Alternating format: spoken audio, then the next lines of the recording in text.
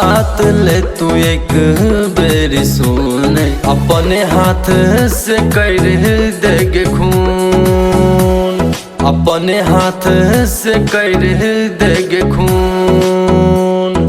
नहीं तो जहर दो दिखाई के मर जइबो, तोरा ना कहियो सतइबो, तोरा ना कहियो सतइबो। जान गे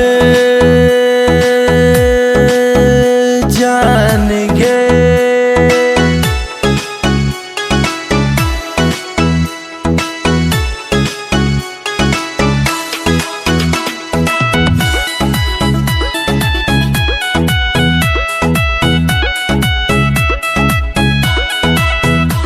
गे सही कहे छलै गाँव के समाज गे। आज बाबू सोना कहतो कल धोखेबाज रे, कल धोखेबाज रे। गे सही कहे छलै गाँव के समाज गे। आज बाबू सोना कहतो कल धोखेबाज रे।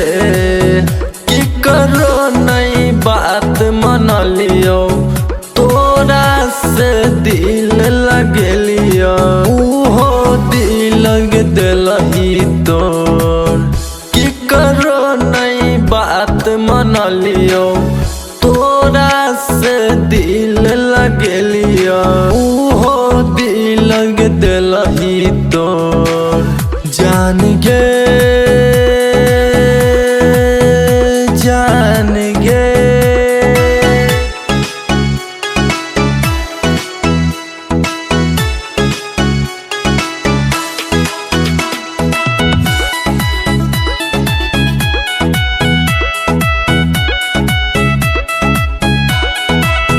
गे दिलवा में हमारा तू मार दिलही छुरी गे।